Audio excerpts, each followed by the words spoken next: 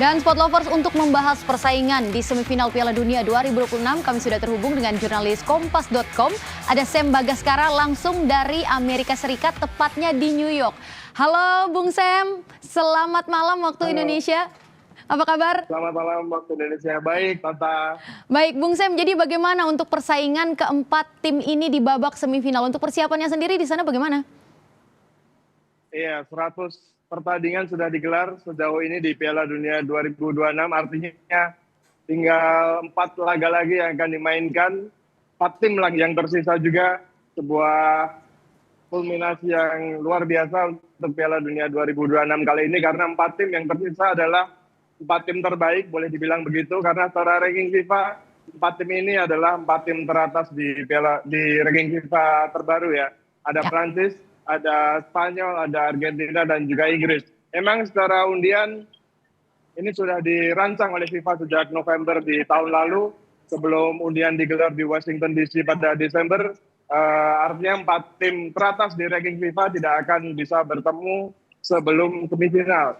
Kalau masing-masing tim ini akan memuncaki grup masing-masing, dan benar, Prancis, Argentina, Inggris, dan Spanyol semuanya berhasil memuncaki grup masing-masing. Dan akhirnya mereka lolos ke semifinal dan saling bertemu. Inggris menjalani pertemuan yang sangat emosional dengan Argentina, dan Prancis akan bertemu dengan Spanyol yang nantinya akan juga terasa sangat emosional, akan memberi kesempatan bagi Prancis untuk membalas kekalahan mereka di semifinal Euro 2024 silam. Oke, baik. Bung Sam, duel yang paling dinanti-nanti ini salah satunya duel Inggris dan juga Argentina. Nah, kalau misalnya kita lihat dari secara statistik, sepertinya Inggris itu lebih memiliki keunggulan ya dalam rekor pertemuan. Iya. Kalau Anda sendiri melihat seperti apa nih? Iya, total kedua tim sudah 14 kali bertemu. Inggris memang secara rekor pertemuan mereka unggul 6 kali menang, Argentina cuma 3 kali menang, dan 5 laga berakhir dengan imbang.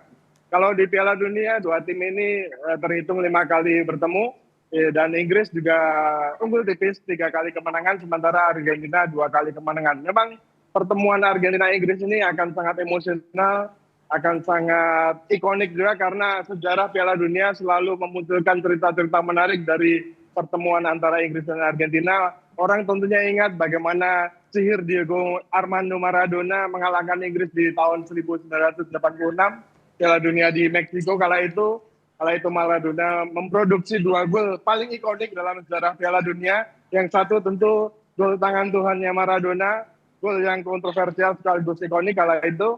Juga dia mencetak gol of the century, salah satu gol terhebat Piala Dunia. Dia melewati beberapa pemain Inggris, meliuk-liuk, menembus pertahanan Inggris, dan akhirnya melewati juga kiper Peter Shilton kala itu. Jadi sebuah cerita yang ikonik. Kala itu Argentina menang 2-1 atas Inggris, dan akhirnya melaju sebagai juara Piala Dunia 86. Dan pertandingan di 86 itu hanya 4 tahun setelah ada perang di Falkland War ya. Jadi ada muatan politis juga waktu itu. Dan cerita dari Inggris Argentina lagi yang menarik, tentu orang ingat di 98 Michael Owen membuat gol yang hebat banget. Kala itu gol soloran juga, dan David Beckham dikeluarkan oleh wasit asal Denmark Milton Nielsen karena kena kartu merah, karena waktu itu dia menyepak Diego Simeone yang boleh dibilang agak sedikit pura-pura, sedikit diving karena jatuh di sepak Beckham. Dan itu menjadi cerita-cerita dan bumbu-bumbu menarik. 4 tahun setelahnya di Korea Jepang, Beckham akhirnya menebus itu semua dengan 1 gol lewat penalti dan memenangkan Inggris kala itu di Piala Dunia 2002. Ya, Bung Sam, tentu dari keempat tim ini masing-masing punya keunggulannya sendiri-sendiri. Tapi siapa nih Bung yang paling diunggulkan dari keempat ini? Apakah Prancis, Argentina, Spanyol, atau Inggris? Secara ranking FIFA sekarang Prancis ada di paling atas, di ranking pertama, dan Prancis punya rekor yang sempurna, masih 6 pertandingan, 6 kemenangan. Sebuah rekor yang bagus, dan 16 gol dicetak, 2 hanya kebobolan. Prancis sejauh ini muncul sebagai tim yang secara performa boleh bilang paling mantap, dan mereka bisa selalu menemukan solusi ketika pertandingan seolah ada melawan mereka. Contohnya ketika melawan Paraguay, mereka kesusahan menembus pertahanan Paraguay dengan tie war yang dilakukan Paraguay, tapi mereka tetap berhasil menemukan gol lewat penalti Kylian Mbappe. Saat itu Prancis punya kualitas punya penyerang-penyerang yang bisa membuat perbedaan. Selain Kylian Mbappe, tentu kita ingat ada Ousmane Dembele. Mbappe sekarang sudah 8 gol dan Ya. Dembele sudah mencetak 5 gol juga. Jadi Prancis punya kekuatan di lini serang mereka, tapi Spanyol tidak boleh diremehkan juga karena mereka punya kemampuan untuk menguasai bola, mencegah lawan untuk membuat peluang berbahaya. Spanyol juga baru kemasukan 1 gol di perempat final kemarin karena kemasukan gol Charles de Ketelaere dari Belgia. Spanyol punya kekuatan pertahanan yang bagus. Ini jadi ujian besar buat penyerang-penyerang Prancis termasuk Kylian Mbappe, Ousmane Dembele dan juga nanti mungkin Bradley Barcola atau Desiree Doué. Oke, Bung Sam, yang juga nggak kalah seru untuk dibahas adalah tentang perebutan sepatu emas. Tadi Anda bilang kalau dari segi ranking Prancis ada di urutan pertama dan mereka memiliki Kylian Mbappe. Tapi jangan lupa Argentina juga punya Lionel Messi menjadi kandidat kuat nih untuk menambah pundi-pundi gol di semifinal nanti. Anda melihatnya seperti apa? Apakah Mbappe atau mungkin Messi kira-kira yang bisa mendapatkan sepatu emas?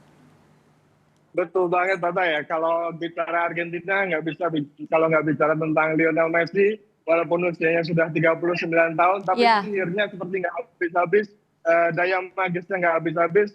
Kemarin lawan Swiss memang dia tidak mencetak gol, tapi bisa bikin 1 assist. Sebelum melawan Swiss, Messi terhitung mencetak gol 10 pertandingan beruntun di Piala Dunia dia mencetak gol, sebuah pencapaian yang luar biasa untuk pemain seperti dia. Dia sekarang sudah 8 gol, walaupun di Piala Dunia kali ini dia sudah 2 kali gagal penalti, tapi Messi tetap punya peran yang luar biasa di timnas Argentina. Selain sebagai finisher juga dia bisa menyediakan peluang-peluang, membuat peluang bagi rekan timnya. Dan Messi sekarang memimpin daftar jago bersama Mbappe, persaingan yang sangat seru karena dua tim ini dijagokan bakal sampai ke final nanti. Kemarin sempat wawancara juga dengan salah satu fans Argentina di fanzone sini di Rockefeller Center. Dia menantikan betul pertemuan lagi antara Argentina dan Prancis di final ulangan Piala Dunia 2002 di Qatar kemarin karena dia sangat ingin melihat pertemuan lagi ya, adu tajam Messi dan Kylian Mbappe. Yang di Qatar Kylian Mbappe unggul dengan 8 gol, dia dapat sepatu emas kala itu, tapi sekarang Mbappe sudah menyamai bahkan torehan 8 golnya sewaktu di Qatar 4 tahun lalu. Sebuah persaingan yang seru, tapi kita tidak bisa lupakan juga Inggris masih punya Harry Kane dan Jude Bellingham yang sama-sama punya 6 gol di situ. Dua pemain yang juga sangat tajam. Kemarin Kane lawan Norwegia memang nggak bikin gol, tapi Jude Bellingham bisa muncul sebagai pembeda dari lini kedua. Persaingan sepatu emas masih sangat terbuka dan mungkin 3 pemain ini bisa menjadi kandidat kuat yang untuk perebutan sepatu emas karena Erling Haaland sudah tersingkir. Ya, oke, baik, terima kasih Bung Sam atas waktunya. Semoga sehat selalu dan tentunya kita menanti siapa nanti yang akan menjadi pemenang di Piala Dunia 2026. Terima kasih sekali lagi, salam sehat selalu Bung Sam.